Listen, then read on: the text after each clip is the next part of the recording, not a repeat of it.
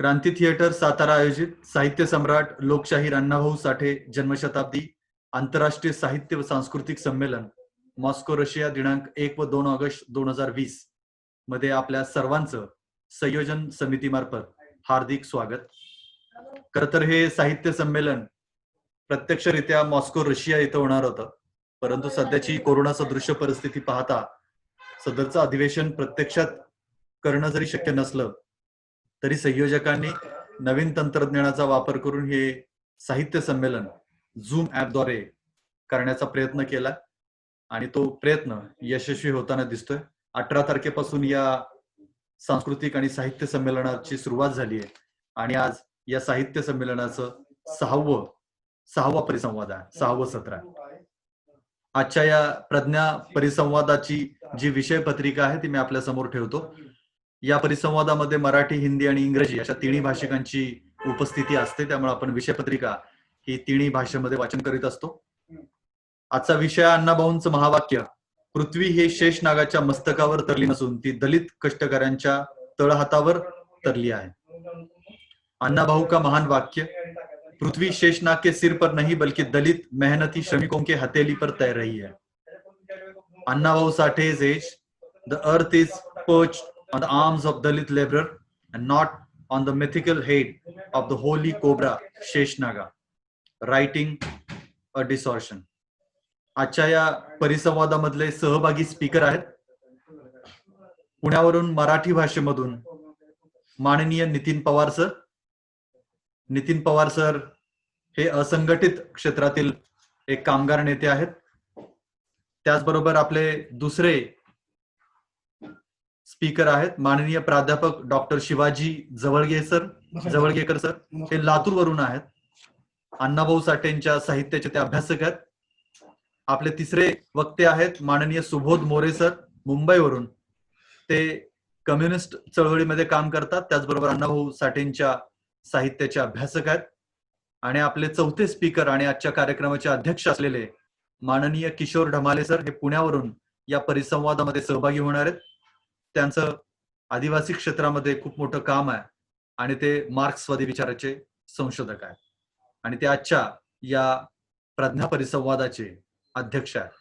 आजच्या या परिसंवादाच्या सुरुवातीलाच आपले पहिले स्पीकर पुण्यावरून आहेत माननीय नितीन पवार सर. मी माननीय नितीन पवार सरांना विनंती करतो की नितीन पवार सरांनी कृपया आजच्या या परिसंवादामध्ये संबोधित करावं.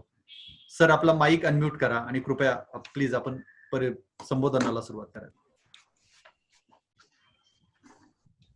सगळ्यांना नमस्कार, जय भीम, लाल सलाम.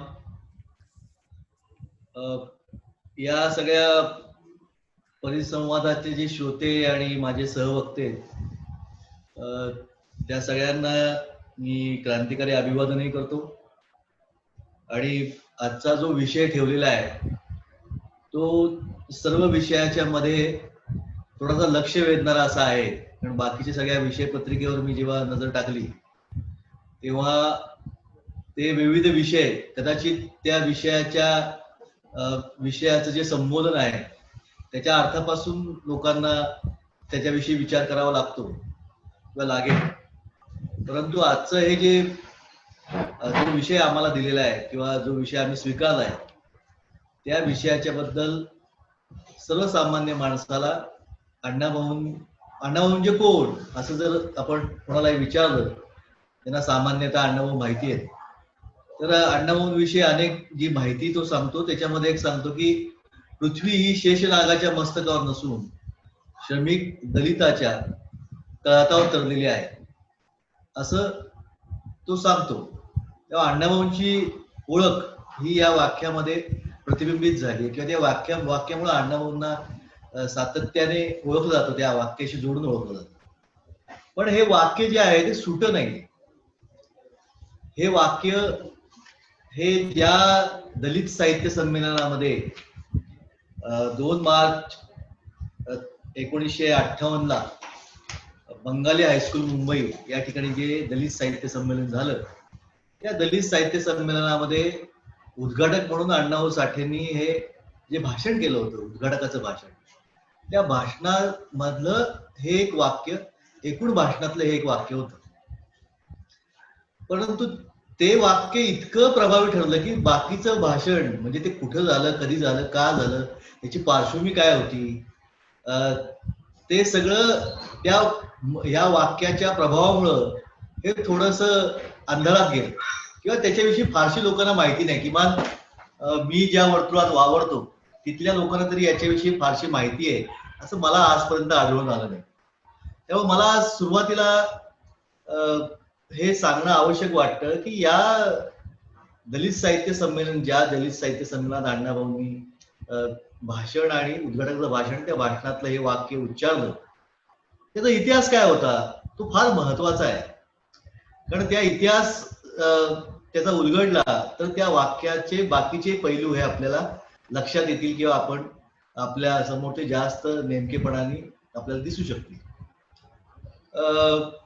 मी थोडस मागं जातोय. कदाचित सुरुवातीला ऐकताना आपल्यापैकी अनेकांना असं वाटेल की हा थोडस विषयांतर होते, पण हे विषयांतर नाहीये.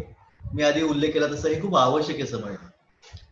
दलित साहित्य संमेलन आणि दलित साहित्यिकांची एकजूट, दलित साहित्यिकांचा एक वेगळा विचाराचं मंच, ही सुरू होण्याची प्रक्रिया आणि हे संमेलन, या दोन्ही गोष्टी या समांतर सुरू झाल्या.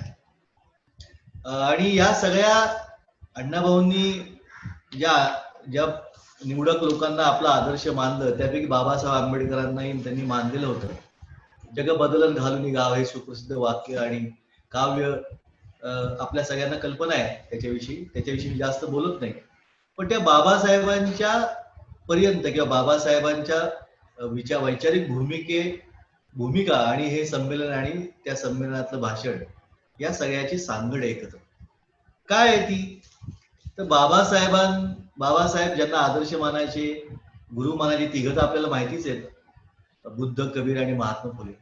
पण ज्या पाश्चात्य विचारवंतांच्या विषयी बाबासाहेबांना खूप आदर होता, त्याच्यापैकी फ्रान्समध्ये व्हॉल्टेअर एक होते की जे तिथले तत्वज्ञ, नाटककार, साहित्यिक होते.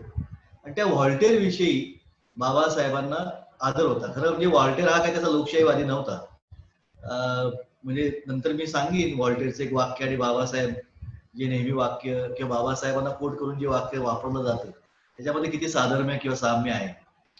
तर व्हॉल्टेअर जो होता तो काही लोकशाहीवादी नव्हता, परंतु अन्यायकारक व्यवस्था जी आहे आणि अनियंत्रित राजेशाही, स्वार्थी धर्मगुरू यांची व्यवस्था, शोषणकारी व्यवस्थेविरुद्ध त्यांनी आपल्या साहित्यामध्ये, नाटकांमध्ये, कवितांमध्ये सातत्याने आवाज उठवला आणि त्याच्यामधून क्रांतीची बीजही रोवली गेली. लोकांच्या मध्ये असंतोष निर्माण झाला. बाबासाहेबांचं म्हणणं असं होतं की अशा प्रकारचा असंतोष निर्माण करणारा एकही व्हॉल्टेअर भारतीय समाजामध्ये कसा नाही निर्माण झाला, हा बाबासाहेब कायम प्रश्न विचारत असत. त्यांच्या जी काही आपण त्यांची भाषणं किंवा हे पाहिली तर आपल्याला हा संदर्भ दिसतो. बाबासाहेबांचा प्रश्न होता की भारतीय समाजात एकही व्हॉल्टेअर का नाही निर्माण झाला. आणि हा जो व्हॉल्टेअर आहे त्यांनी जवळजवळ 2000 पुस्तकं आणि 2000 पत्रही ज्याची प्रसिद्ध आहे. त्याचं एक वाक्य असं आहे, मी बाबासाहेब किती प्रभाव होता असं मी सुरुवातीला सांगितलं वाक्य ते असं की तो असं म्हणाला की 100 उंदरांच्या राज्यापेक्षा एका सिंहाचं राज्य श्रेष्ठ आहे. आणि बाबासाहेबांना कोट करून आपण नेहमी एक वाक्य वापरतो आपल्याकडे बरेच जण की 1000 दिवस शेळीचं किंवा बकरीचं जगण्यापेक्षा 1 दिवस सिंहाचं जगणं. मला असं वाटतं की या बाबासाहेबांच्या वाक्यावर व्हॉल्टेअरला निश्चितपणे प्रभाव. आणि म्हणून व्हॉल्टेअरचा संदर्भ देताना बाबासाहेब काय व्यक्तिपूजक नव्हते, आपल्या सगळ्यांना कल्पना आहे त्याची. बाबासाहेबांचं असं म्हणणं होतं की व्हॉल्टेअर यांनी जसं असंतोष निर्माण केला तर भारतीय समाजात का निर्माण झाला नाही. तर असा असंतोष निर्माण करणारे जी इथली जाती, जी शोषक जाती प्रथा आहे, इथली जी सामाजिक प्रथा आणि परंपरा, इथल्या ज्या शोषणाच्या व्यवस्था आहेत, इथली जी सरंजामी पद्धत आहे, याच्या विरुद्ध लिहिणारे, शोध निर्माण करणारे साहित्यिकांचा शोध बाबासाहेबांना होता. आणि या सगळ्यातून त्यांनी असा प्रयत्न चालवला होता की अशा सगळ्या साहित्यिकांना आपल्याला एकत्र आणता येईल. आणि या सगळ्या प्रयत्नातून बाबासाहेबांचे काही सहकारी आहेत, त्या सहकार्याने रणपिसे वगैरे बरीच नावं सांगता येतील, त्यांनी एकत्र येऊन दलित साहित्य संघाची स्थापना ही केली.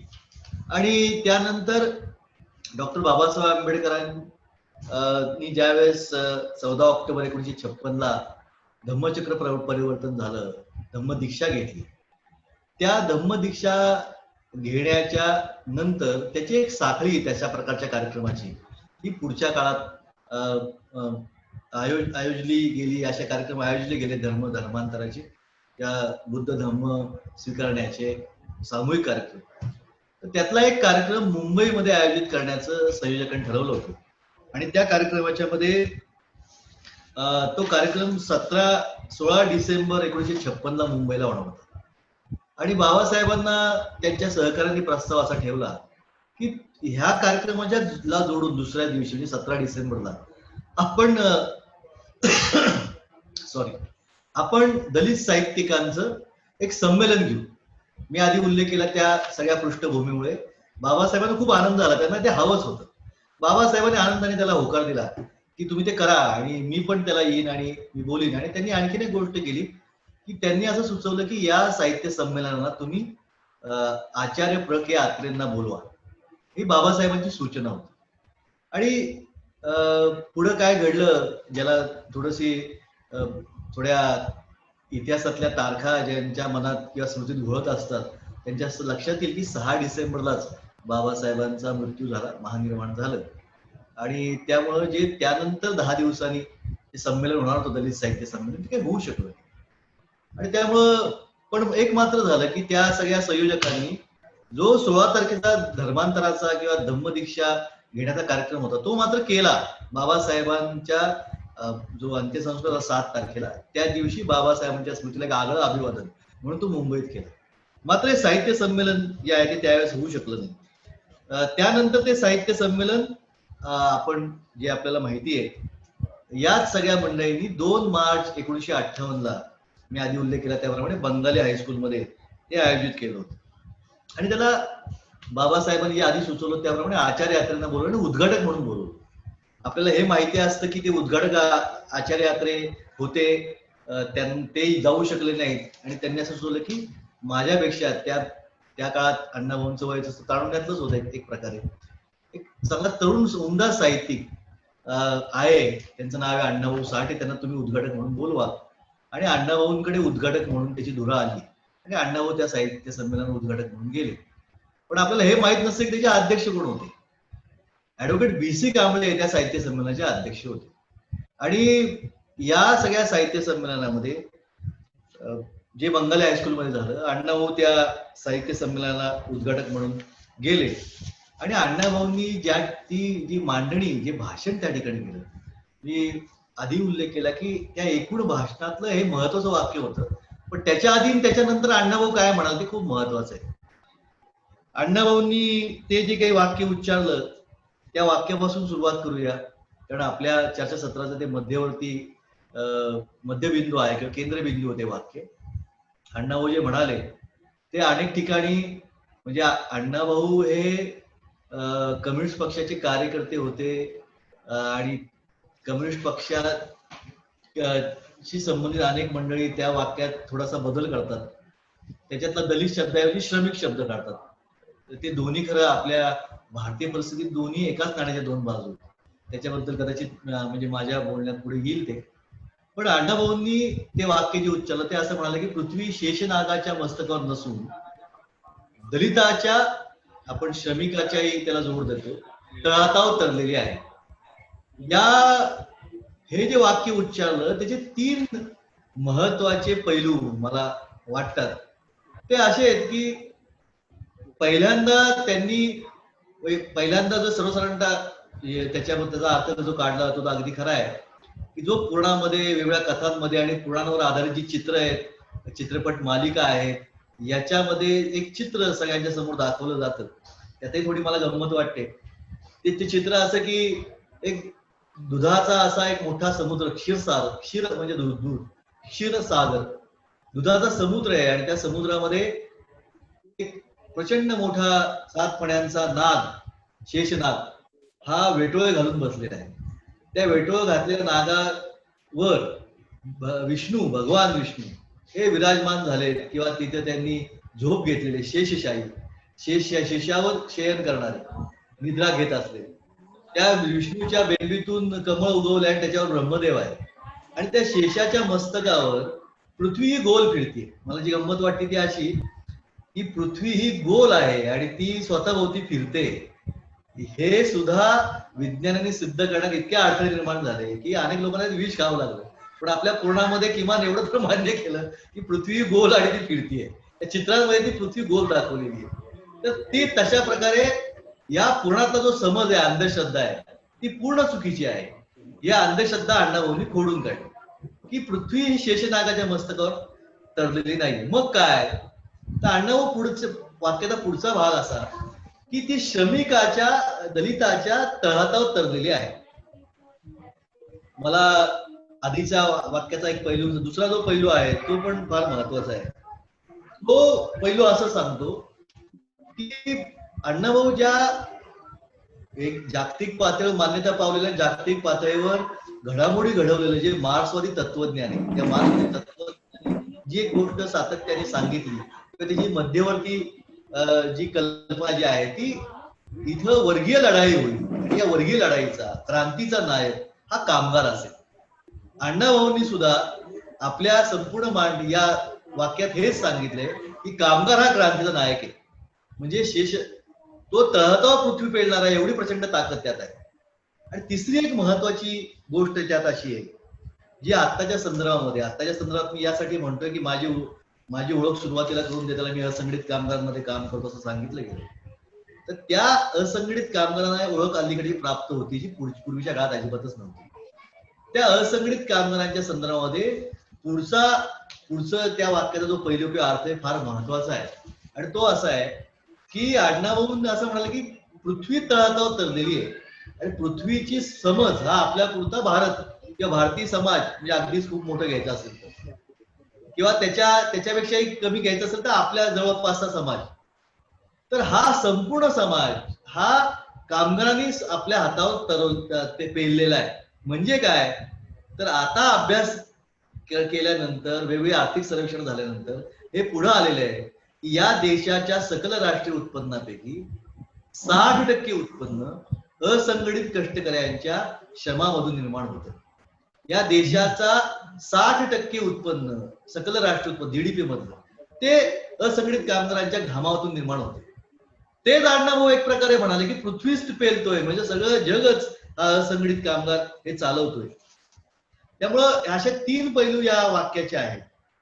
या सगळ्या हे वाक्य ज्या भाषणामध्ये आहेत त्या भाषणाच्या सुरुवातीला आणि नंतर अण्णाभाऊ जे म्हणाल ते खूप महत्वाचं आहे. अण्णाभाऊ असं म्हणतात की अण्णाभाऊ वर्ग शब्द वापरतात की जे प्रस्थापित किंवा प्रचलित साहित्यिक आहेत त्यावेळेचे आणि आताही काही फार परिस्थिती बदलली असं नाहीये, त्यांना या समाजामध्ये दलिताचा एक मोठा वर्ग आहे असा तो ते शब्द वापरतो. वर्ग त्यांच्यावर जे वर्गीय संस्कार ते स्पष्ट दिसतात त्यात. तो वर्ग जो आहे तो दिसत नाही किंवा त्यांच्या साहित्यात त्याचं बिंब उमटत नाही, अजिबात दिसत नाही असं ते म्हणत नाही. ते असं म्हणतात की कुठल्याही म्हणजे आरशामध्ये आपला चेहरा स्पष्ट दिसावा ही साधी अपेक्षा असते. ती साहित्यातून प्रचलित साहित्यातून दलितांची ती अपेक्षा काही पूर्ण होत नाही. म्हणून दलित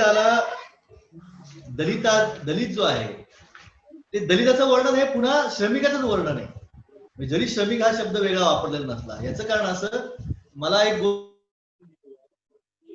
गोष्ट आपल्या समोर थोडी नमूद करायची आहे की किती वेळ राहिला अजून संयोजक काय सांगतील का? करा काय अडचण आहेत का अजून? तर मला एक गोष्ट आपल्या समोर थोडी आणखीन स्पष्ट करायची आहे की मी सुरुवातीला जो इतिहास तो यासाठी सांगितला की अण्णाभाऊ हे केवळ वर्गीय चळवळीचे प्रतिनिधी किंवा वाहक नव्हते. ते इथल्या भारतीय समाज व्यवस्थेमध्ये जी दलित चळवळ आहे, जी दलित चळवळ ही इथल्या जातीय अव्यवस्था जातीय शोषणाच्या विरुद्ध लढा देते त्याचे ते वाहक होते, त्याचे ते नेते कार्यकर्ते होते. आणि म्हणून त्यांनी बाबासाहेबांना मी आधी उल्लेख केला त्याप्रमाणे आपल्याला माहिती असल्या त्याप्रमाणे बाबासाहेबांनी आदर्श स्थान त्यांनी मानलेलं होतं. आणि बाबासाहेबांनी भारतीय समाज व्यवस्थेचं वर्णन करताना वर्णन एका वाक्यामध्ये अतिशय प्रभावीपणे जे केलं बाबासाहेब असं म्हणतात की भारतीय समाज काय आहे? भारतीय समाज ही एक 4 मजल्याची इमारत आहे, तिला जिनाच नाही. म्हणजे जो ज्या मजल्यावर जन्मेल त्याच मजल्यावर तो मरण पावेल. बाबासाहेबांनी वर्णन केलेले भारतीय समाज व्यवस्थेचं वर्णन जे आहे ते, हे वर्णन जे आहे ते भारतीय श्रम व्यवस्थेचं पण वर्णन आहे, किंवा भारतीय समाज व्यवस्था ही भारतीय श्रम व्यवस्थेची नाण्याची दुसरी बाजू आहे, किंवा त्या नाण्याची दुसरी बाजू म्हणजे भारतीय समाज व्यवस्था आहे. याचं कारण असं की या समाज व्यवस्थेत तेच आहे की जसं आपण वरून खाली येऊ तसं म्हणजे समाज व्यवस्थेचं वर्ण खाली येणे, इमारतीत वर्ण खाली गेल्यानंतर खालच्या मजल्यावरचा रेट वाढतो, तसं इथे नाहीये. या समाज व्यवस्थेमध्ये वरचा म्हणजे टॉपचा या अर्थाने आणि खालचा म्हणजे बॉटमचा या अर्थाने. तर टॉपला जे आहे तिथं बसलेले या समाज व्यवस्थेतल्या जिन्यामध्ये किंवा इमारतीत, ते जसे जसे खाली येतात तसं ते खाली येत नाहीत, त्या इमारतीत आपण जशी खाली येऊ तसं या समाज व्यवस्थेत त्या त्या मजल्यावर जे राहतात त्यांचे श्रम वाढलेले आपल्याला दिसतात, प्रतिष्ठा आपल्याला कमी होते. आणि हे 4 मजले उतरून आल्यानंतर या 4 मजल्यावर राहणाऱ्या लोकांच्या पेक्षा मोठ्या संख्येने लोक या इमारती बाहेर आहेत, ती दलित आहेत आणि सगळ्या प्रकारच्या स्त्री आहेत, आणि त्यांच्यावर सगळ्यात जास्त श्रम करण्याची आणि बिलकुल त्याला मोबदला न देण्याची किंवा त्यांची प्रतिष्ठा जी आहे ती नाकारण्याची जी काही इथली व्यवस्था आहे ती बाबासाहेबांनी आपल्या या वाक्यावर ऑडिओ चालू करा. अण्णाभाऊंना त्याचं अतिशय भान होतं. अण्णाभाऊ असं म्हणायचे की भारतीय, अण्णाभाऊ जे म्हणाले की दलिताचं प्रतिबिंब हे त्या सगळ्या साहित्यात दिसत नाही आणि ते दिसायला पाहिजे. आणि त्याच्याबद्दल अनेक म्हणजे त्यांनी त्यांच्या संपूर्ण भाषणामध्ये त्याचा उल्लेख पण केलेला आहे. ते मला थोडस एक 7-8 ओळी आहेत. ते अण्णाभाऊ त्या भाषणात असं म्हणतात, माणूस जगतो का आणि जगण्यासाठी एवढा धडपडतो का याचा विचार आम्ही करणं जरूर आहे. त्या धडपडणाऱ्या पतिताला आम्ही भित्रा समजतो. तो उंच गगनात गेलेल्या विद्युतमय मनोऱ्यावर उभं राहून विजेच्या तारा जोडतो, खाणीत उभ्या कड्यावर चढून सुरुंगांना पेट देतो आणि पोलादाच्या रस करणाऱ्या भट्टीवर तो निर्भय वावरतो. या सर्व ठिकाणी मृत्यू त्याची वाट पाहत असतो. कधी कधी त्याची आणि मृत्यूची गाठ पडून हा दलित कष्ट करीत करीत मरण पत्करतो. ही जगण्याची आणि मरण्याची आगळी रीत आहे, ही लेखकाने समजून घ्यावी. सुरुंगांना पेट देता देता किंवा पोलादाच्या रसात बुडून मरणं नाही, तर विजेच्या धक्क्याने मरणं, दिवाळे निघाले म्हणून शेअर बाजारात मरणं, या मरणातील अंतर लेखकाने मोजून पाहावे आणि श्रेष्ठ मरण कोणते हे निश्चित दाखवावे. मला असं वाटतं की अण्णाभाऊंनी या संपूर्ण भाषणामध्ये श्रमिकाला, कष्टकऱ्याला, दलिताला प्रतिष्ठेच्या पातळीवर आणि तो जे योगदान देतो त्याच्या पातळी इतकं उंच नेलेलं आहे, जो या समाज व्यवस्थेत सगळ्यात तळात होता त्याला केंद्रस्थानी आणण्याचं काम या भाषणातून आणि या त्यांच्या वाक्यातून अण्णाभाऊंनी केलेलं आहे. अण्णाभाऊंनी मला शेवटच्या 2 उल्लेख या ठिकाणी करून माझं मी बोलणं थांबवणार आहे दिलेल्या अधिक 5 मिनिटाच्या वेळामध्ये. तो उल्लेख असा की अण्णांना समकालीन परिस्थितीचं भान होतं आणि अण्णाभाऊ अतिशय चांगले लोकनेते पण होते. पण त्यांच्या भाषणामध्ये संयुक्त महाराष्ट्राचाही उल्लेख आलेला आहे आणि त्याच्यामध्ये लोक कशी स्वतःला पणाला लावतायत त्याच्याबद्दलही ते बोलतात. आणि दुसरी एक महत्वाची गोष्ट त्यात होती की आज सांगणं अतिशय आवश्यक आहे, की अशी अण्णाभाऊंनी संपूर्ण आपल्या भाषणामध्ये इथल्या व्यवस्थेच्या विषयी रोष, इथल्या व्यवस्थेविषयीचा राग, म्हणजे इथल्या प्रस्थापिताविषयी म्हणजेच इथल्या प्रस्थापित व्यवस्थेत जे शिखरस्थानी आहेत त्या ब्राह्मणांच्या विषयी राग किंवा द्वेष अशी अण्णाभाऊंची मांडणी अजिबातच त्यांनी केली नाही. उलट या भाषणामध्ये ते असं म्हणतात की आमचे हिरो कोण आहेत, आमचे लेखक कोण आहेत. ते असं सांगतात की या दलित श्रमिकाच्या भाषेत ज्ञानेश्वरी किंवा त्यावेळेचं ज्ञान आणणारा तो ज्ञानेश्वर आमचा साहित्यिक आहे. महाराजच्या मुलाला कडेवर घेणारा संत एकनाथ हा आमचा साहित्यिक आहे. म्हणजे अण्णाभाऊंची दृष्टी ही व्यापक होती.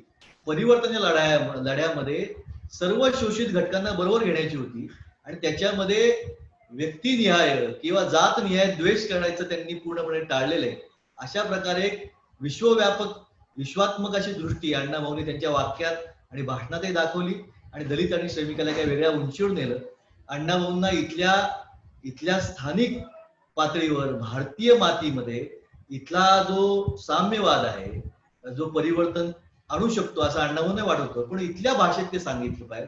त्याची जोड ही इथल्या भारतीय समाज व्यवस्थेच्या आकलनाशी केली पाहिजे, तर परिवर्तन घडेल याचं एक व्यापक भान अण्णाभाऊंना होतं.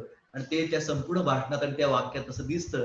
ते त्याच्या आधी आणि त्यानंतर फार कमी त्या अशा चळवळीतल्या लोकांना किंवा नेत्यांना होतं किंवा आहे. तसं ते असतं तर आज क्रांती झालेली आपल्याला दिसली असती. त्यामुळे अण्णाभाऊंच्या या सगळ्या साहित्याची आणि या सगळ्या त्यांच्या या महावाक्याची आजही खूप गरज आहे. अण्णाभाऊंना त्यांच्या 100व्या जयंतीनिमित्त मी त्यांच्या स्मृतींना अभिवादन करतो आणि या ठिकाणी थांबतो. धन्यवाद पवार सर. आपल्या या परिसंवादातील संबोधनाबद्दल आपले धन्यवाद. पुढचे स्पीकर माननीय प्राध्यापक डॉक्टर शिवाजी जवळगेकर सरांना आपण आमंत्रित करूया. जवळगेकर सर अण्णाभाऊ साठे यांच्या साहित्याचे अभ्यासक आहेत आणि ते लातूरवरून आपल्याला संबोधित करणार आहेत. मी जवळगेकर सरांना सांगतो, विनंती करतो की त्यांनी कृपया आता संबोधनाला सुरुवात करा. जवळगेकर सर. हा, सर्व संयोजकाचे मी पहिल्यांदा विशेष आभार व्यक्त करतो. अण्णाभाऊ साठे यांच्या जन्मशताब्दीच्या निमित्ताने या कोरोनावर मात करण्यासाठी म्हणून आपण हे ऑनलाईन परिसंवाद या ठिकाणी घेत आहोत. अन्यथा रशियामध्ये आपण सर्व भारतीय आणि प्रज्ञावंत मंडळी एकत्र होऊन आपण मौलिक विचारांचा आदान प्रदान करण्याचा निश्चय केलेला होता. पण निसर्गावर आपण मात करू शकत नाही, ही आपली मर्यादा आहे. अण्णाभाऊ साठे यांच्या जन्मशताब्दीच्या निमित्ताने अमर गायकवाड साहेब आणि अवघडे साहेब आणि त्यांचे सर्व निष्ठात्म नियोजन करणारे जे मित्र आहेत, त्या सर्व मित्रांना मी धन्यवाद देऊ इच्छितो. त्यांचे विशेष आभार व्यक्त करू इच्छितो. आणि मला जो वेळ दिलेला आहे आणि विषय दिलेला आहे, त्या विषयाच्या अनुषंगाने मी माझी भूमिका आपल्या पुढे विशद करणार आहे. महाराष्ट्रातील आणि या मंचाच्या अनुषंगाने जे मूलगामी चिंतन करू इच्छिणारे देश पातळीवर जे श्रोते आहेत, त्या सर्व श्रोत्यांना मी मानाचा मुजरा करून माझ्या विषयाकडे मी वळू इच्छितो. ही पृथ्वी शेषाच्या मस्तकावर तरलेली नसून ती श्रमिकांच्या तळहातावर तरलेली आहे. हे एक अण्णाभाऊ साठे यांचं भाषणातील एक ऐतिहासिक वाक्य आहे. हे केवळ भाषणाच्या ओघामध्ये उच्चारलेलं एक वाक्य नाही. अण्णाभाऊचे चिंतन, अण्णाभाऊची श्रद्धा, अण्णाभाऊचे तत्वज्ञान, अण्णाभाऊची ज्या तत्वज्ञानाच्या माध्यमातून जे संस्काराची परंपरा निर्माण झालेली आहे, ती एक पिढी सक्षम, समर्थ आणि संघर्षशाली बनवण्याच्यासाठी अण्णाभाऊ जे देहधुंद होऊन अष्टप्रहर लाल बावट्याच्या माध्यमातून डफावर थाप मारून संपूर्ण भारतीयांना, उपेक्षितांना जाग करू इच्छित होते. ती थाप म्हणजे आज अण्णाभाऊ साठे यांना जन्मशताब्दीच्या निमित्ताने ही केलेली मानवंदना आहे असं मी म्हणणार आहे. अण्णाभाऊचा जन्म आणि या सर्व गोष्टींमध्ये मी वेळ घालू इच्छित नाही. ही पृथ्वी कोणती पृथ्वी? हिंदू धर्माधिष्ठित समाज व्यवस्थेच्या अंतर्गत शेष नाग हे गृहीत धरलेली संकल्पना आहे. ही अंधश्रद्धेशी संबंधित अशा प्रकारची ही संकल्पना आहे.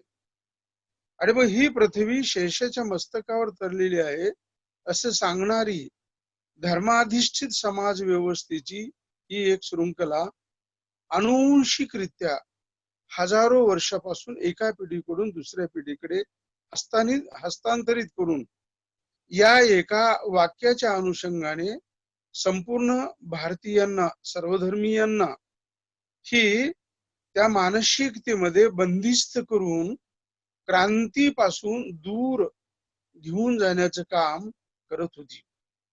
अण्णाभाऊ हे वाटेगाव मध्ये जरी जन्माला आले असले तरी ती संपूर्ण भूमी भारलेली, भारावलेली, क्रांतिकारकांनी काडतुस पेरलेली आणि क्रांतीचे विचार संपूर्ण जंगलात, गावात, घरांमध्ये, माणसाच्या अंतःकरणात, मनात, तत्वज्ञानात, पाठ्यपुस्तकामध्ये आणि क्रांतिसिंह नाना पाटलांच्या भाषणामध्ये सर्वत्र पेरलेले असल्यामुळे अण्णाभाऊ त्या भूमीचे एक कणखर वारसदार होते. भूमिकानिष्ठ आणि भूमिनिष्ठ असे वारसदार असल्यामुळे त्यांच्या पहिल्या अखिल भारतीय दलित साहित्य संमेलनाच्या उद्घाटनाच्या भाषणामधून जे एक ऐतिहासिक वाक्य त्यांच्या मुखातनं बाहेर पडलं ते ओघात आलेले नव्हते. जशी दृष्टी तशी सृष्टी अशा आपल्याकडे संबोधले जाते.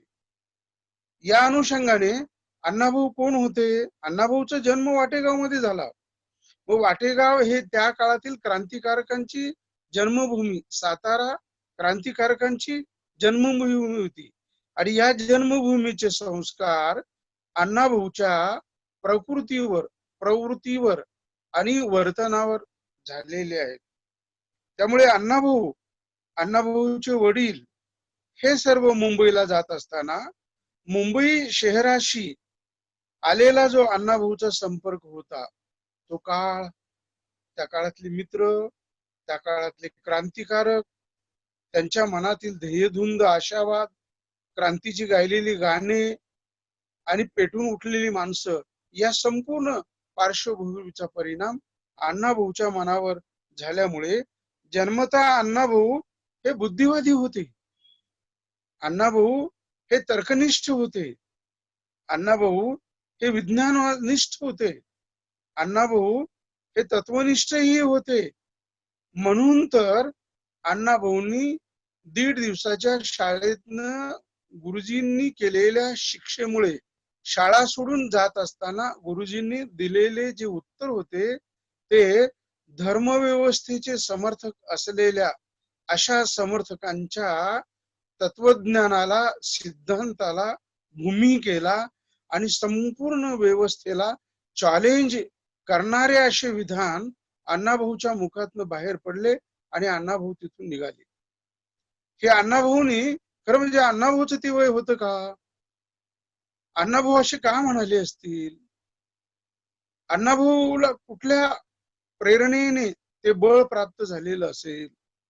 मग वाटेगाव ही क्रांतिकारकाची भूमी असे म्हणत असताना अण्णाभाऊंनी दिलेली डफावरची थाप हे नव्या क्रांतीची चाहूल होती, आवाज होता, घोषणा होती, ती ललकारी होती आणि झोपलेल्यानं जागे करण्याची ती संधी पण होती.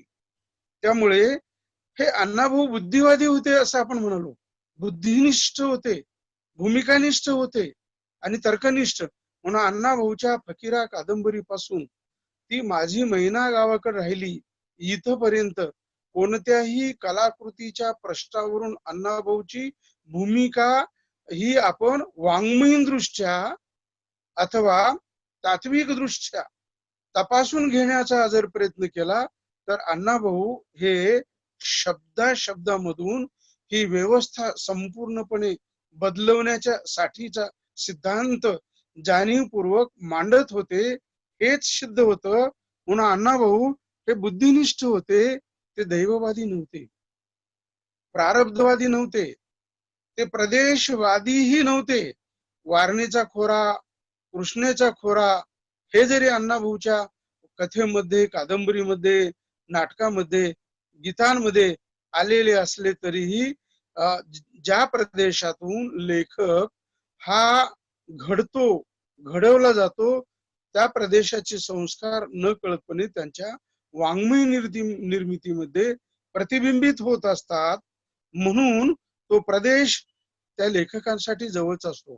तुम्ही कोणताही लेखक घ्या, व्यंकटेश माडगुळकर असो, बंधू माधव असो, नारा शेंडे असो, अण्णाभाऊ साठे असो, किंवा किंवा गदिमा असो, किंवा भालचंद्र नेमाडे असो, कोणताही लेखक घ्या. लेखक ज्या प्रदेशातून आलेला आहे त्या प्रदेशाच्या भाषेचे, तत्वज्ञानाचे, त्या संस्कृतीचे संस्कार लेखकाच्या मनपटलावर झालेले असतात.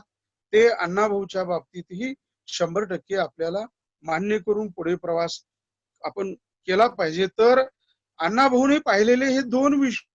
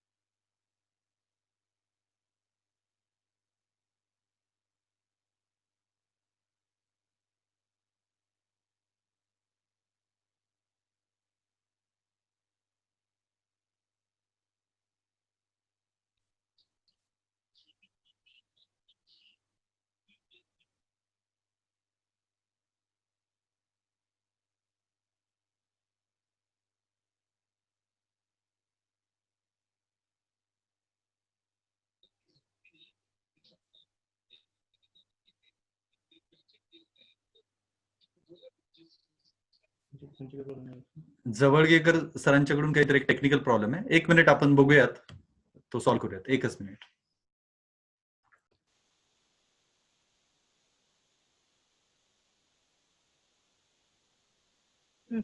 बोला. हॅलो.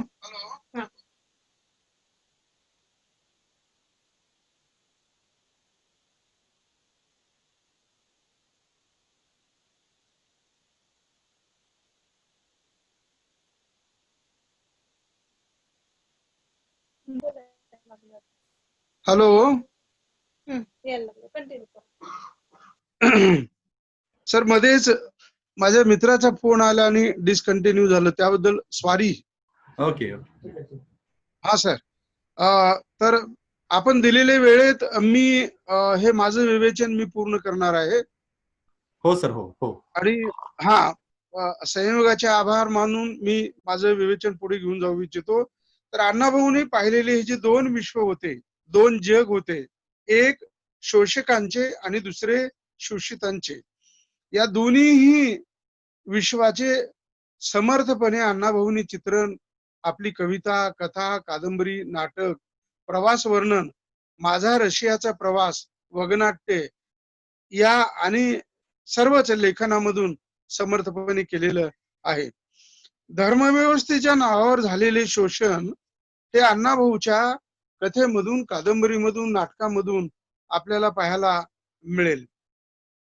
ही धर्मव्यवस्था कोणती, आणि आम्ही धर्मव्यवस्थेचे समर्थक आहोत की विरोधक आहोत?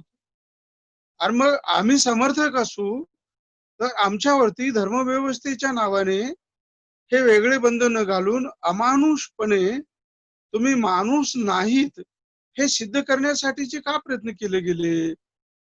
अण्णाभाऊच्या प्रत्येक कथेमधून, कादंबरीमधून, नाटकामधून हे चर्चिलेलं आहे आणि सैद्धांतिक पातळीवर त्याची मांडणी समर्थपणे केलेली आहे.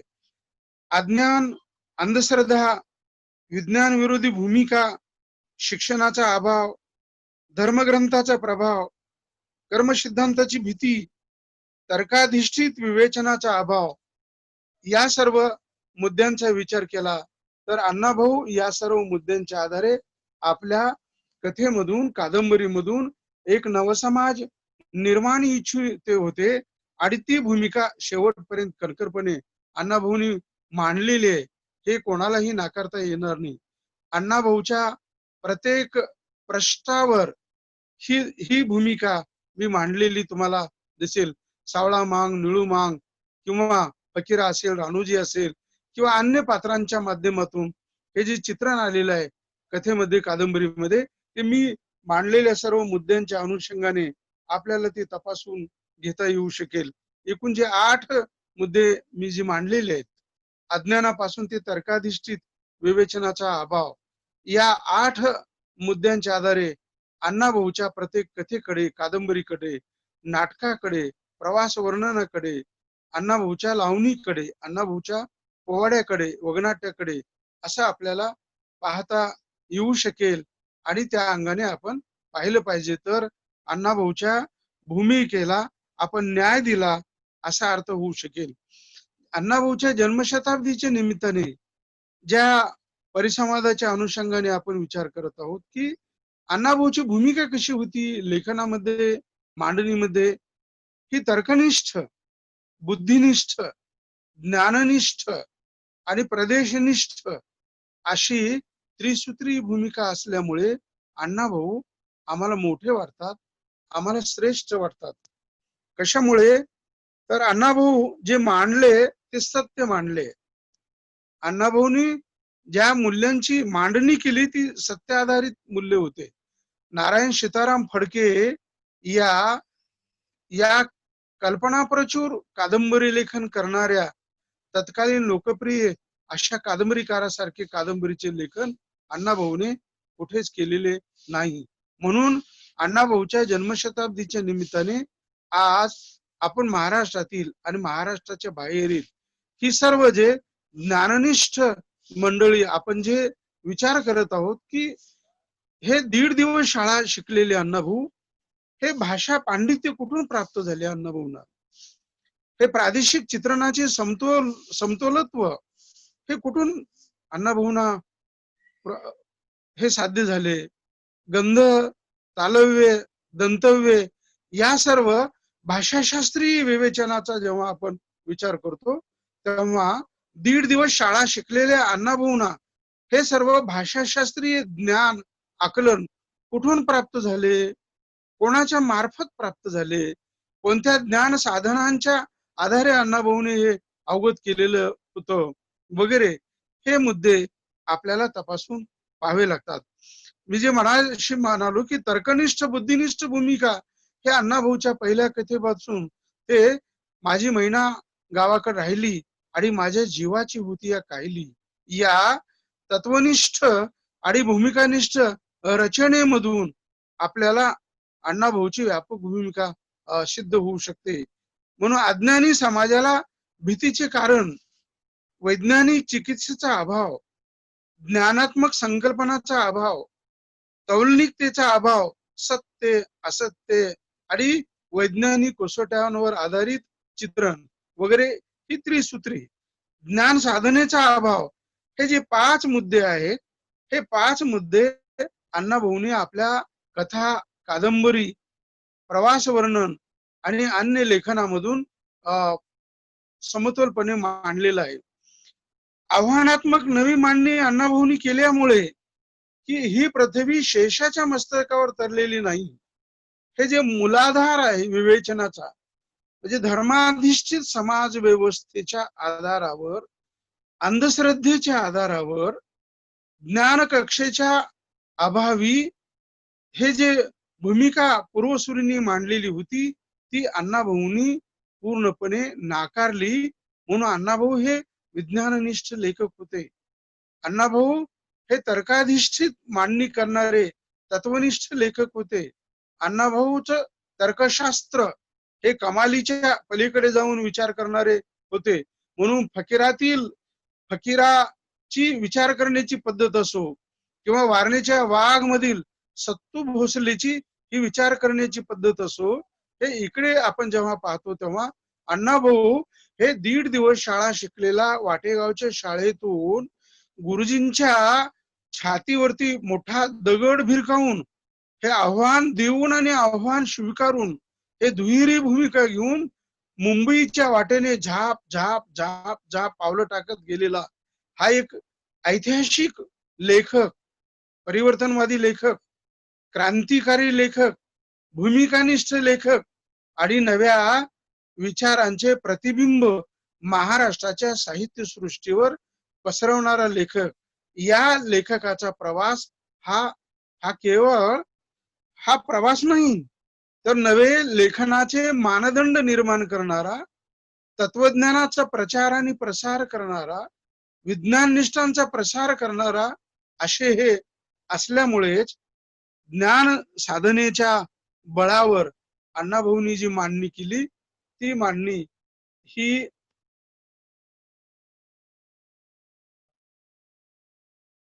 महत्वाची वाटते.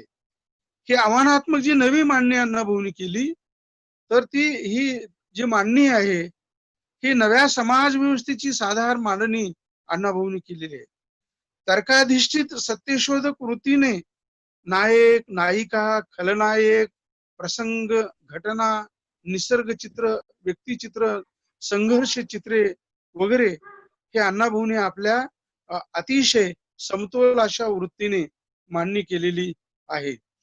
जुने खोटारडे विश्वासघातकी आधार अण्णाभाऊंनी आपल्या वाङ्मय निर्मितीमधून नाकारलेले आहेत.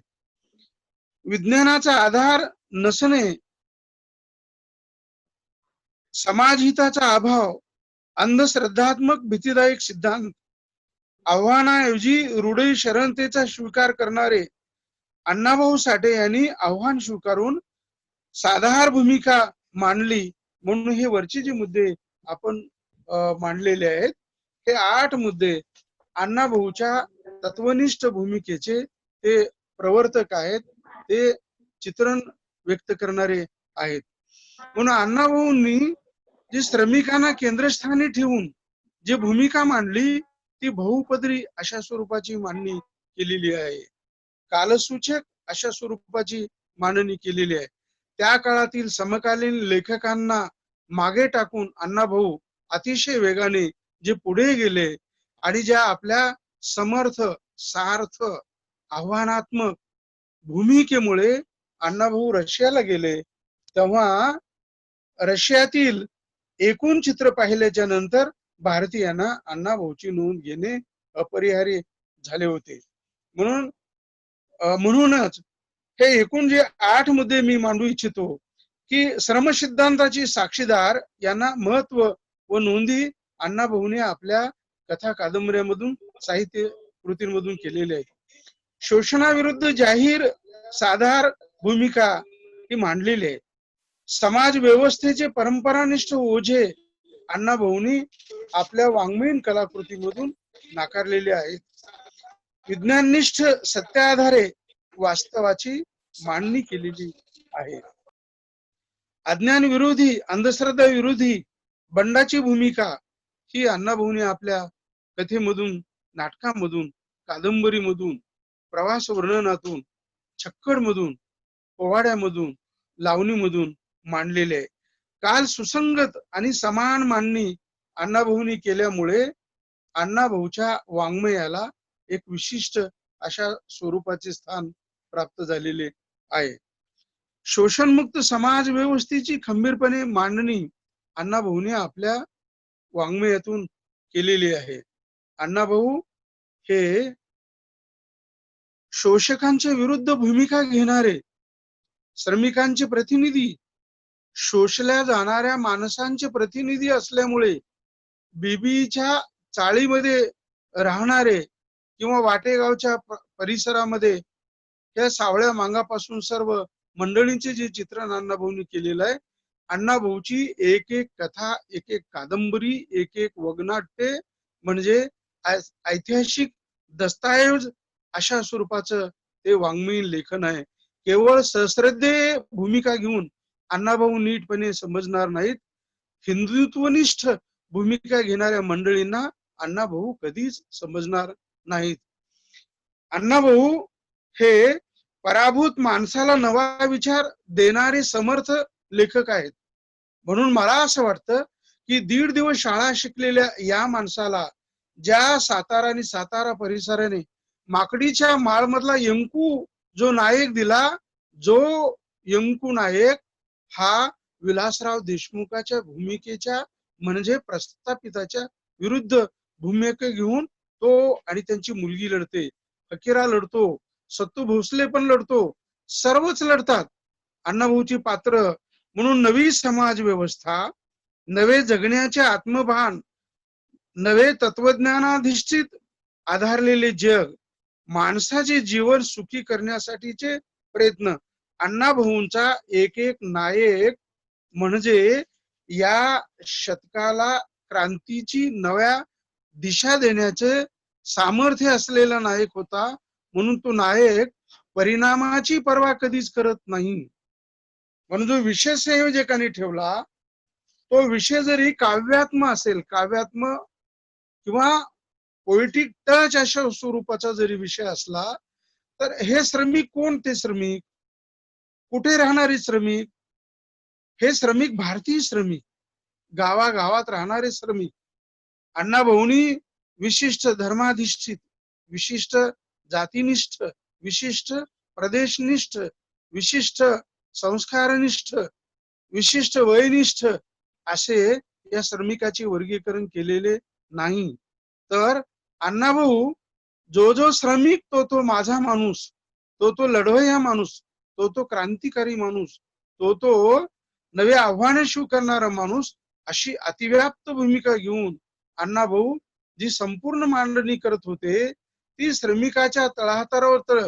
कोण श्रमिक, कोणते श्रमिक, हे कारखान्यातले श्रमिक का, शेतात काम करणारे का, बागायत जमिनीत काम करणारे का वगैरे, असं न करता अण्णाभाऊच्या समोर जी ग्रामीण समाज व्यवस्था होती आणि जी नागर समाज व्यवस्था होती, दोन्ही समाज व्यवस्थेतील जे भारतीय समाज व्यवस्थेला पोषक अशा स्वरूपाचं काम करणारे, आपल्या श्रमातून नवनिर्मिती करणारे कार्ल मार्क्स, महात्मा फुले, बाबासाहेब आंबेडकर, महात्मा बसवेश्वर यांच्या तत्वज्ञानातले निष्कर्ष, म्हणजे त्यांच्या तत्वज्ञानाची प्रेरणा ही खऱ्या अर्थाने तुम्हाला संपूर्ण क्रांतिकारी कलावंत चित्रित करताना तुम्हाला पानोपानी दिसेल. पण हे इथे कार्ल मार्क्स, इथे महात्मा फुले, इथे बाबासाहेब आंबेडकर, या ठिकाणी महात्मा बसवेश्वर भेटतील असे वर्गीकरणात्मक न करता अण्णाभाऊंनी सर्व महापुरुषांच्या विचारांची मूस एकत्रित करून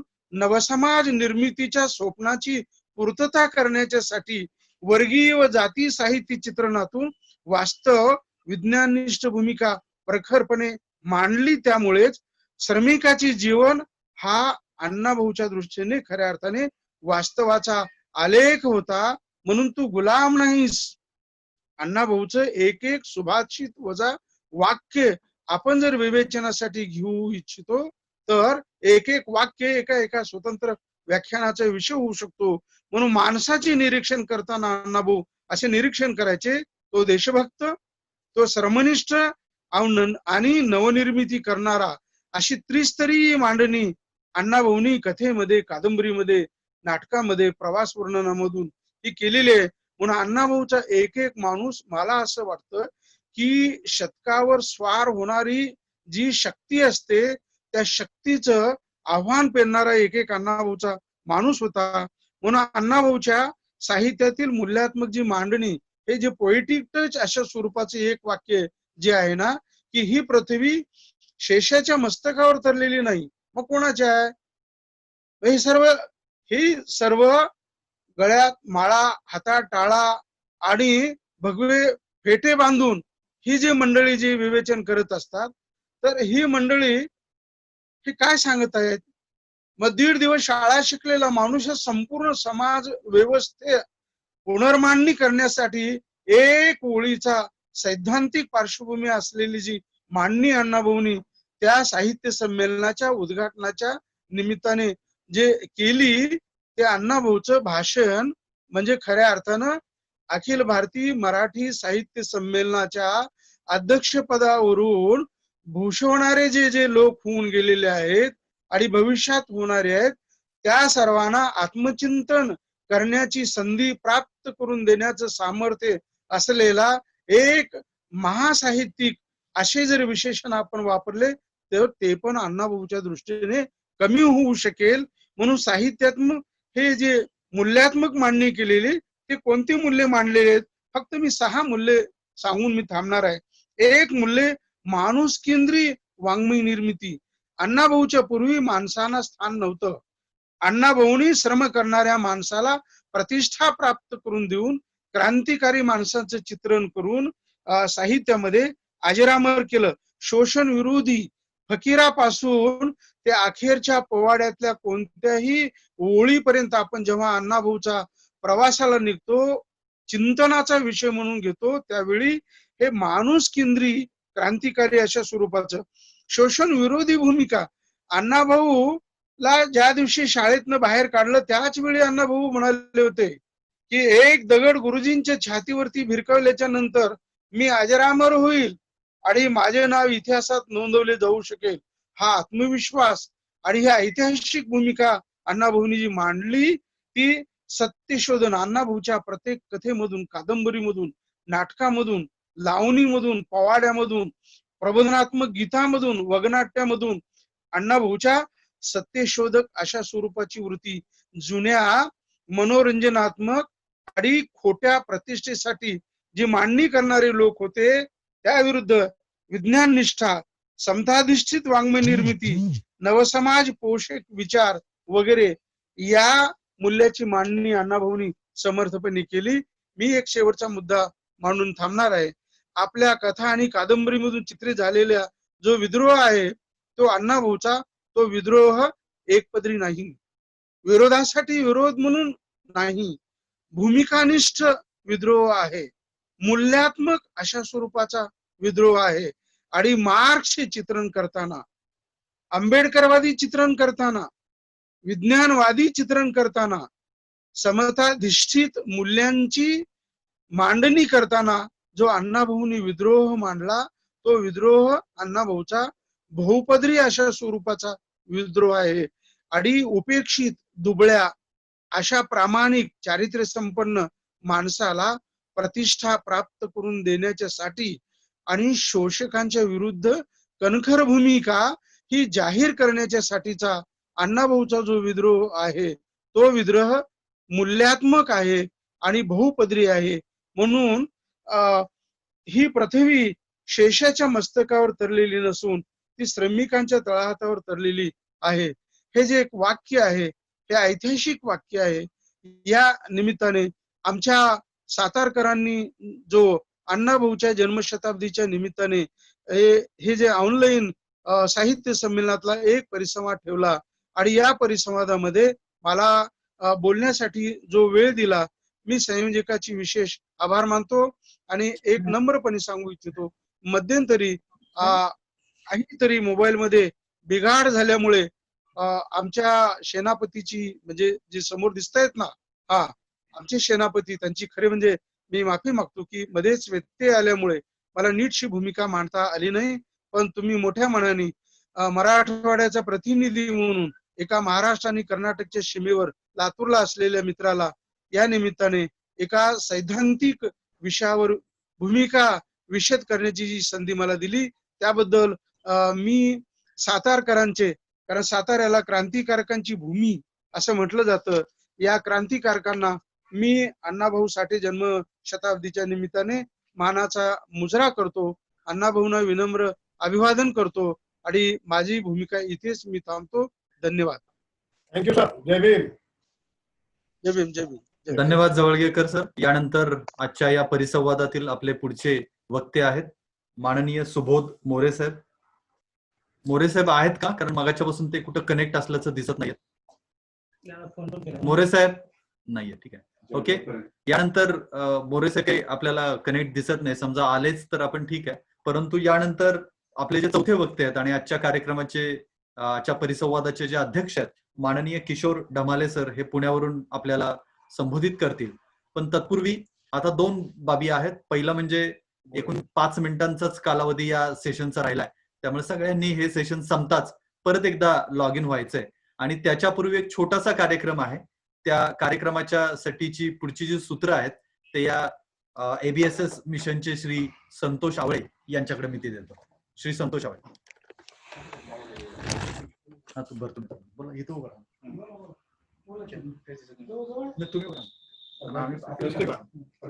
तुम्ही दिसताय. एक मिनिट.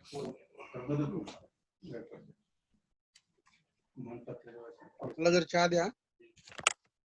नाही तुम्ही मागे जावा, मागे जावा, अजून जावा. अण्णाभाऊ साठे यांच्या 100व्या जयंतीनिमित्त आपण जे आंतरराष्ट्रीय साहित्य संमेलनाचं आयोजन केलेलं आहे दिनांक 18 तारखेपासून आपण सर्वजण रसिक प्रेक्षक साहित्यिक कलावंत याचा आस्वाद घेत आहात. आपल्या सगळ्यांचे आभार मानण्यापूर्वी आता या कार्यक्रमामध्ये साताऱ्याची आमची एक संस्था आहे बंधुत्व प्रतिष्ठान, त्यांचं अतिशय प्रेम आहे भगवान आवड यांच्यावर, अण्णांच्यावर. आता असे म्हणाले की या कार्यक्रमातच मला भगवान आवडांना एक छोटासा पुरस्कार द्यायचा आहे उत्साह वाढवण्यासाठी. त्यांना नाही म्हणता न आल्यामुळं या कार्यक्रमाच्या मध्येच अण्णा भाऊ साठेंच्या शताब्दी वर्षानिमित्त अनिल वीर यांच्या संस्थेचा पुरस्कार भगवान आवडांना मिळत आहे. हा छोटासा कार्यक्रम, या कार्यक्रमाचा मानपत्राचं वाचन आदरणीय संतोष आवळे करतील असं विनंती करतो. बंधुत्व मानपत्र 25वे वर्ष, रौप्य महोत्सवी वर्ष, रौप्य महोत्सवी वर्षानंतरची वाटचाल. आतापर्यंत विविध क्षेत्रातील मान्यवरांना बंधुत्व प्रतिष्ठान रूपे गौरवण्यात आले असून यापुढेही अविरत सेवा घडावी म्हणून विधायक कार्य चालू राहील. मान्य श्री भगवान आवडे, अध्यक्ष साहित्य रत्न लोकशाहीर अण्णाभाऊ साठे जन्मशताब्दी आंतरराष्ट्रीय साहित्य व सांस्कृतिक संमेलन. 21व्या शतकाच्या उंबरठ्यावर आपण आपल्या क्षेत्रामध्ये विविध माध्यमातून समाजकार्य विधायक दृष्टिकोनातून केल्याबद्दल आम्ही समाजभूषण म्हणून सन्मानित करीत आहोत. आपल्या कार्यासाठी पद किंवा सत्तेची आवश्यकता नसून त्यासाठी जिद्द, चिकाटी व धडाडी या त्रिगुणांची आवश्यकता असते, हे आपण कृतीने सिद्ध केले आहे. प्रत्येक व्यक्ती समाजाचे देणे देत असतो, ते आपण मातीचे व मातेचे ऋण फेडण्याच्या दृष्टिकोनातून केलेल्या कामातून नवीन पिढीला प्रेरणा मिळावी व आपल्या आदर्शाचा पाठपुरावा केला जावा यासाठी सन्मानपत्र देत आहोत. राजर्षी शाहू महाराज, छत्रपती शिवाजी महाराज, डॉक्टर बाबासाहेब आंबेडकर, महात्मा ज्योतिबा फुले, साने गुरुजी, सुभाषचंद्र बोस, संत महात्मे आदींच्या विचारांचे संदेश आपण देत आहात. आपल्या कार्यास हार्दिक शुभेच्छा. धन्यवाद. संस्थापक मान्य समाजश्री अनिलवीर सर, बंधुत्व प्रतिष्ठान, स्थळ सातारा. आता या पुरस्काराचं वितरण या संस्थेचे संस्थापक अध्यक्ष अनिलवीर सर यांना विनंती करतो की त्यांनी पुरस्काराचं स्वरूप आणि पुरस्कार भगवान आवड यांना देण्यात यावा गणेश देशमुखांच्या उपस्थितीमध्ये.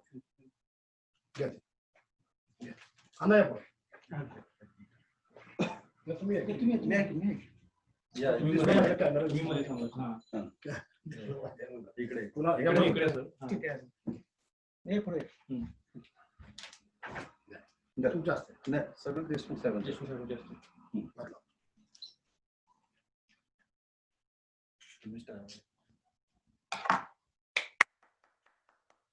सर्वांच्या वतीनं आपल्या सगळ्यांच्या उपस्थितीमध्ये भगवान आवड यांना पुरस्काराबद्दल अभिनंदन करतो आणि पुन्हा आपण सर्वांनी या साहित्य संमेलनामध्ये कंटिन्यू व्हावी विनंती करतो. यानंतर आपले पुढचे वक्ते आणि आजच्या या परिसंवादाचे अध्यक्ष, ज्यांनी आदिवासी क्षेत्रामध्ये खूप मोठं काम केलेलं आहे आणि ते मार्क्सवादी विचाराचे संशोधक आहेत, असे श्री किशोरजी ढमाले सर पुण्यावरून या परिसंवादामार्फत आपल्याला संबोधित करणार आहेत. माननीय किशोर ढमाले सरांना विनंती करतो की त्यांनी कृपया याच्या परिसंवादामध्ये आम्हा सर्वांना संबोधित करावं. कारण मी मगासपासून प्रयत्न करत होतो बराचसा. या आंतरराष्ट्रीय अण्णाभाऊ साठे साहित्य संमेलनाचे संयोजक आमचे मित्र माननीय भगवानरावजी अवघडे, त्यांचे सहकारी अमरजी गायकवाड, आवळे साहेब आणि सर्व सहकारी. माझ्या आधी ज्या दोन वक्त्यांनी या विषयाच्या संदर्भात मांडणी केली ते महाराष्ट्रातल्या असंघटित कामगारांचे नेते आमचे मित्र नितीनजी पवार आणि महाराष्ट्राचे एक ज्येष्ठ विचारवंत अण्णाभाऊ साठेंच्या साहित्याच्या मूलगामी अभ्यास करणारे डॉक्टर शिवाजीराव जवळगेकर सर यांनी अत्यंत ओघवत्या शैलीमध्ये मांडणी केलेली आहे आणि अण्णाभाऊंच्या संदर्भातला शब्दनशब्द त्यांनी बघितलेला असल्यामुळे आणि तो अनुभवलेला असल्यामुळे या संदर्भामधली त्यांची मांडणी अत्यंत सखोल झालेली आहे. आज हे आंतरराष्ट्रीय साहित्य संमेलनातला एक प्रज्ञा परिसंवाद हा आयोजित केलेला आहे.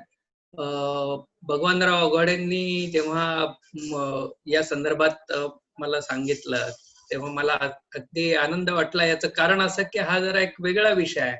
अण्णाभाऊंच्या एक वाक्य किंवा एक संकल्पना आहे, ते केवळ वाक्य नाहीये तर ती एक संकल्पना आहे.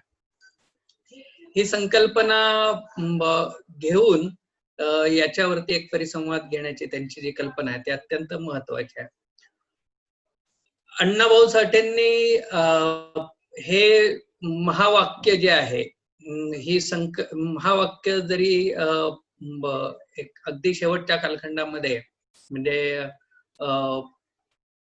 त्यांच्या दलित साहित्य संमेलनाच्या भाषणामध्ये याचा उल्लेख केलेला असला तरी एक संकल्पना म्हणून अण्णाभाऊंच्या वाङ्मयामध्ये आपल्याला वेगवेगळ्या ठिकाणी वेगवेगळ्या पद्धतीनं ही संकल्पना मांडलेली आपल्याला दिसते. या संकल्पनेच्या पाठीमाग एक वैचारिक भूमिका आहे, वैचारिक बैठक आहे.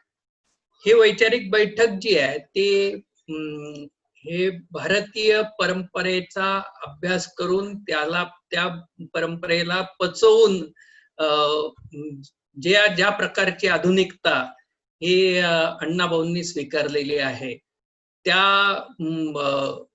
आधुनिकतेला आणि त्या परंपरेच्या एकूण परंपरेतला गाभा स्वीकारण्याला याला अनुसरूनच ही भूमिका येते. परंपरेने काय सांगितलेलं होतं की परंपरेने अनेक ज्या गोष्टी सांगितलेल्या होत्या त्यातली एक गोष्ट अशी होती सनातनी परंपरेची की हे पृथ्वी ही शेषनागाच्या मस्तकावर तरलेली आहे.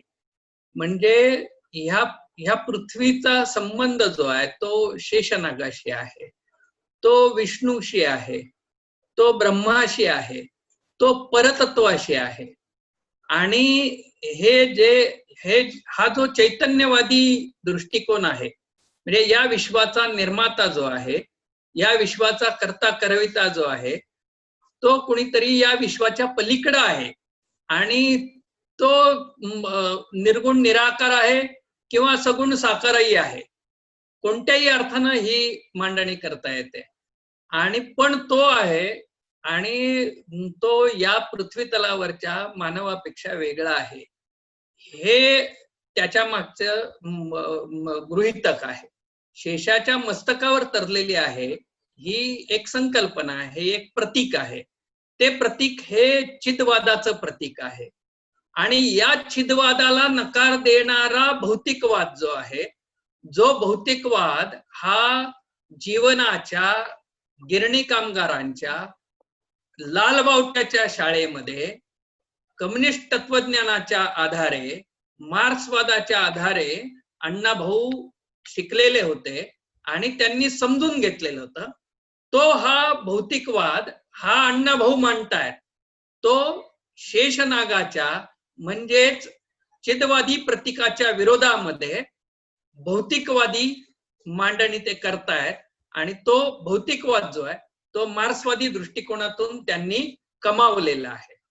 हे लक्षात आपण घेतलं पाहिजे.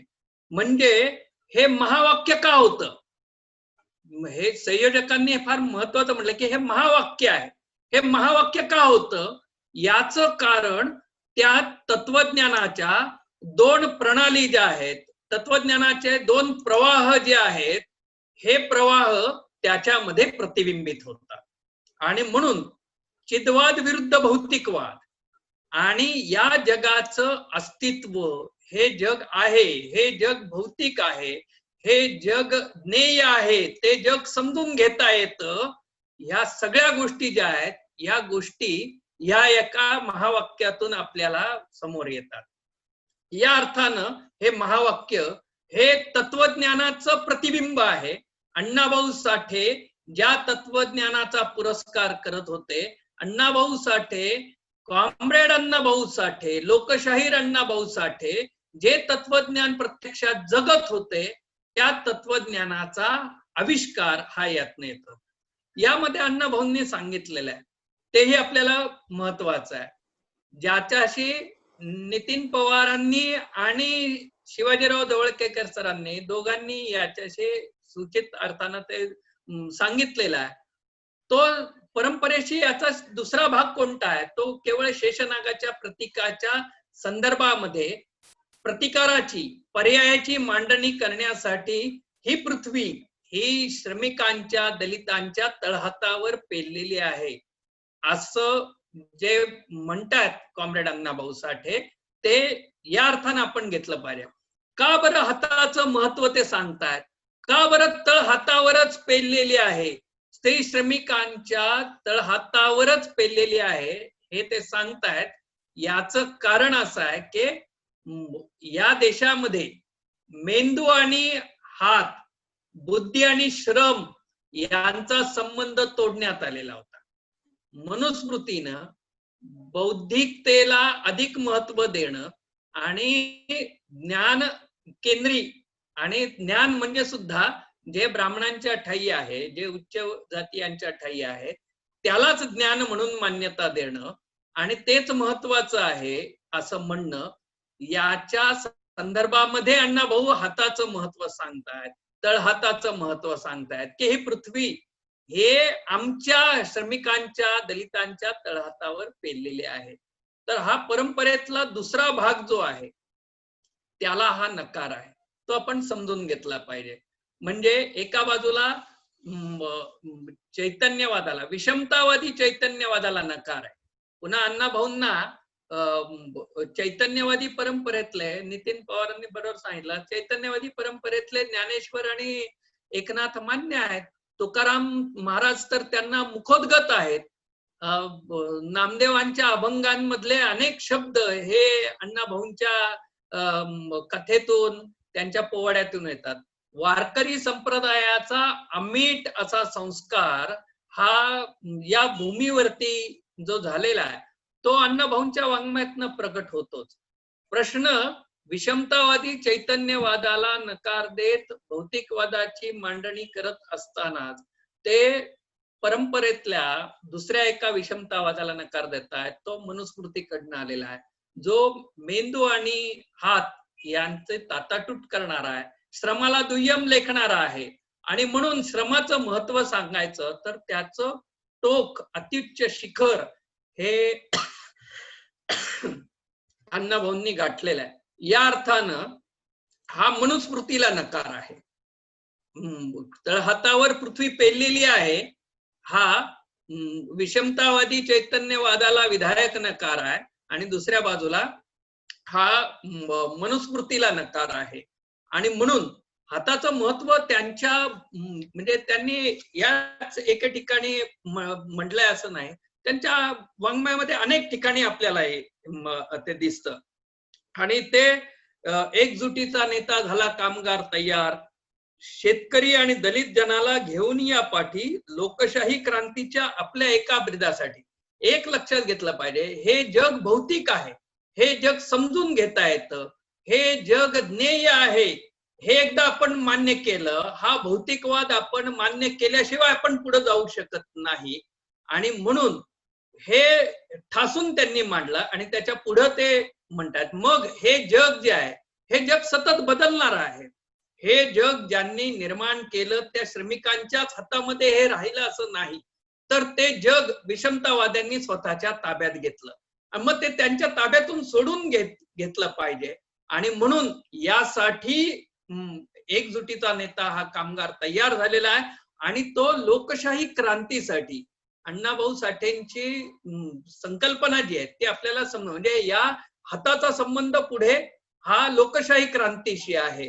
तो जग बदल घालून घाव सांगून गेले मला भीमराव. म्हणजे हे जग बदलता येतं, ते प्रसंगी घाव घालूनही बदलावं लागतं, हे अण्णाभाऊ सांगतायत. म्हणजे त्याचा संबंध पुन्हा बघा, हे जग समजून घेता येतं आणि बदलता येतं, ह्या दोन संकल्पना आहेत. समजून घेतल्याशिवाय ते बदलता येणार नाही, आणि समजून घ्यायचं असेल तर ते अस्तित्वात आहे हे मान्य करावं लागतं. आणि हे सांगण्यासाठी, ठासून सांगण्यासाठी अण्णाभाऊ म्हणतायत की हे पृथ्वी आमच्या तळहातावर, श्रमिक दलितांच्या तळहातावर पेललेल्या. ह्याचा संबंध पुन्हा एकदा आपल्याला वारकरी परंपरेतल्या संत तुकारामांशी लावतात. वेदांचा तो अर्थ आम्हासीच ठावा, येरांनी व्हावा भार माथा. ते येरांनी भार माता आहे, येऱ्यांचं कामच येत आहे. आम्हाला अर्थ माहिती आहे, आम्हाला जग माहिती आहे, कारण ते आमच्या तळहातावर पेरलेला आहे. हा तुकारामांशी असलेला संबंध जो आहे अण्णाभाऊंचा, तो पण आपण लक्षात घेतला पाहिजे. तर हे जग बदलता येतं आणि ते प्रसंगी घाव घालून बदलावं लागतं, हे अण्णाभाऊ सांगतायत. कारण हे जग विषमतेवर आधारलेलं आहे. हे जातीपातीच्या जन्माधिष्ठित विषमतेवर आधारलेलं आहे.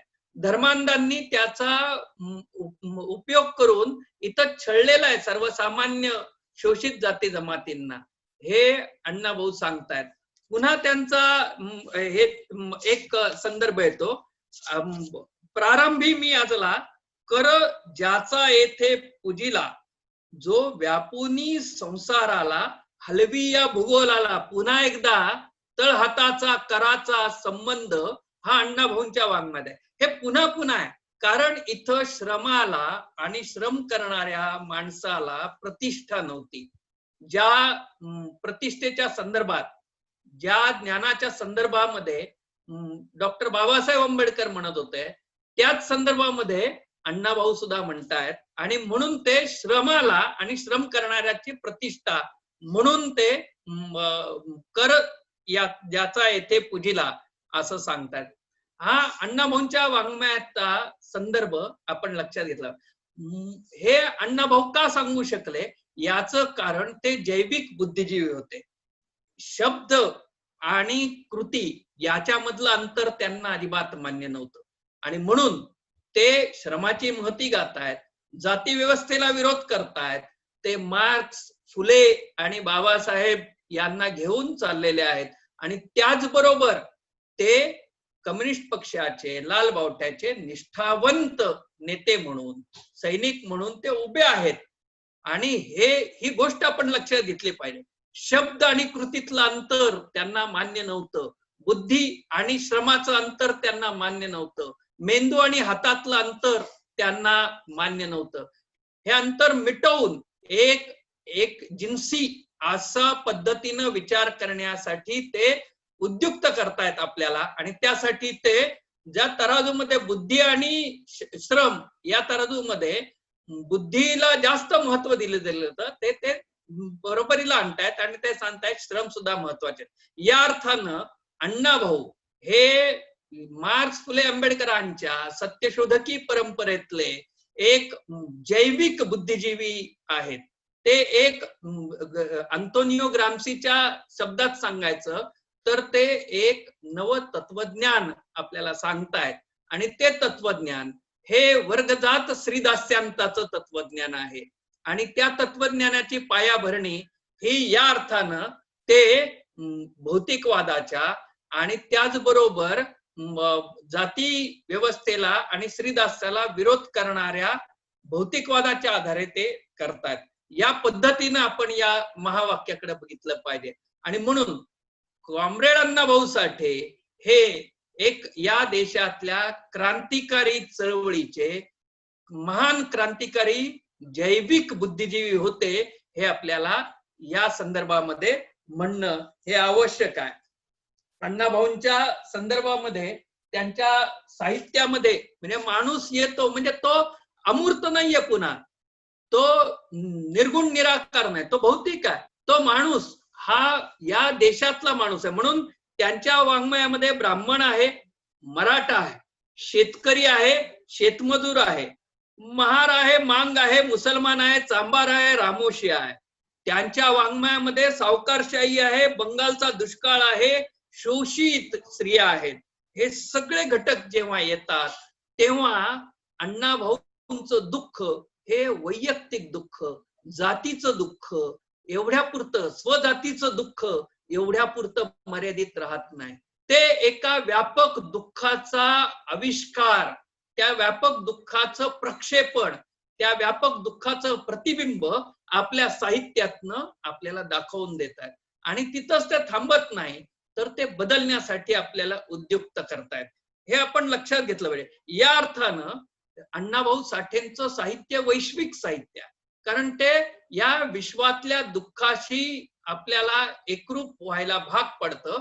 आणि ते दुःख जे आहे ते दुःख दूर करणारा अनित्यतावाद, जो भारतीय परंपरेमध्ये बुद्धापासून चालत आलेला आहे, जो कार्ल मार्क्सनं सांगितला, तो अनित्यतावाद जो आहे, तो अनित्यतावाद हा पुन्हा आपल्याला या अण्णाभाऊंच्या वाङ्मयामधनं पुन्हा पुन्हा प्रत्ययाला येतो. आणि या पद्धतीनं अण्णाभाऊंनी जर जग बदलण्याची भूमिका घेतली असेल तर यात काहीच आश्चर्य नाही की मराठीच्या महाराष्ट्रात संयुक्त महाराष्ट्राच्या इतिहासकारांनी अण्णाभाऊंचा योगदान नाकारलेलं आहे.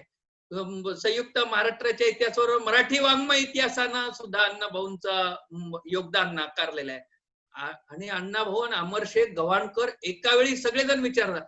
अमरशेखांच्या वाङ्मयामध्ये सुद्धा हे हाताची जी महती आहे ती महती आपल्याला दिसते.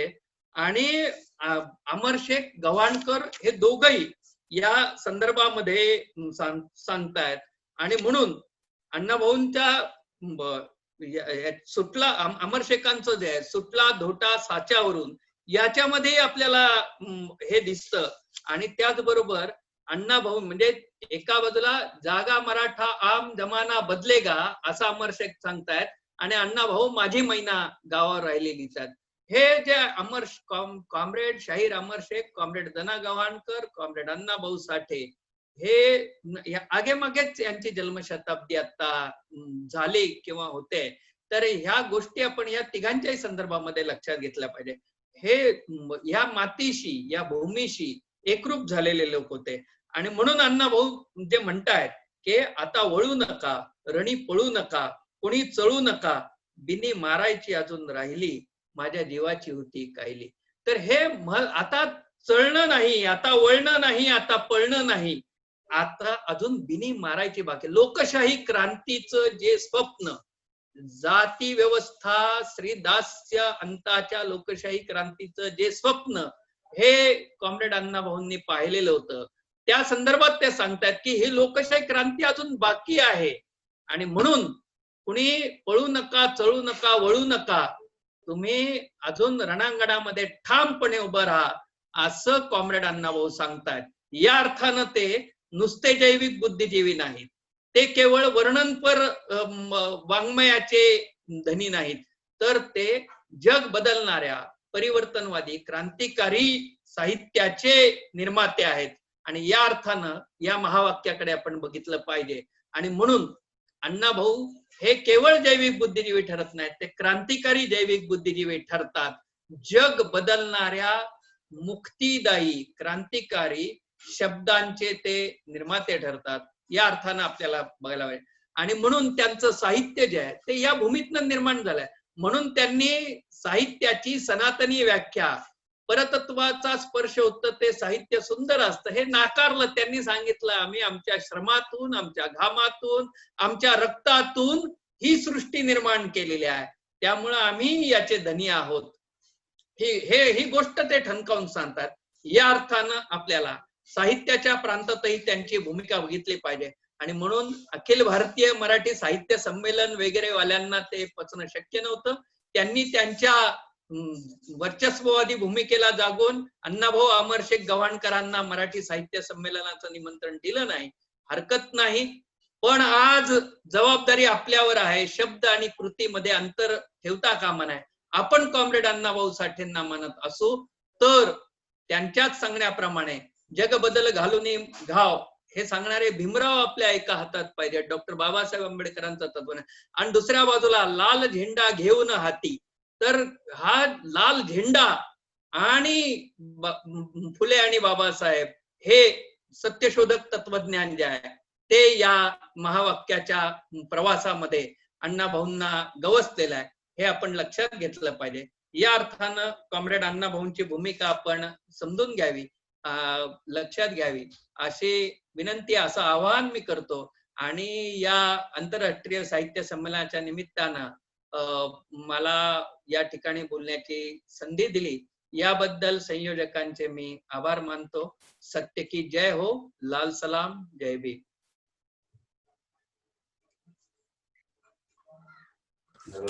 धन्यवाद डमाले सर.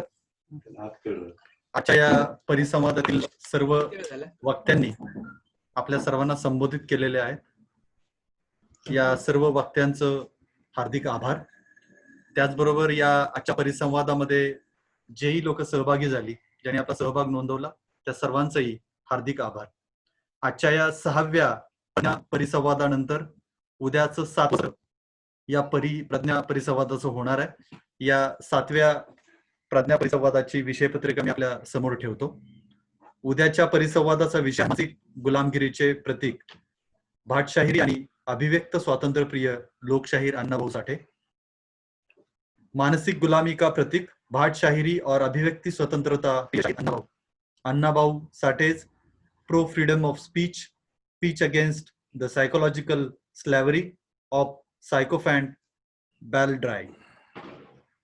सहभागी स्पीकर आहेत अमरावतीवरून माननीय प्राध्यापक डॉक्टर BT अंभोरे सर, औरंगाबादवरून माननीय डॉक्टर सुरेश चौथाईवाले सर, गडहिंग्लजवरून माननीय प्राध्यापक दत्ता पाटील सर।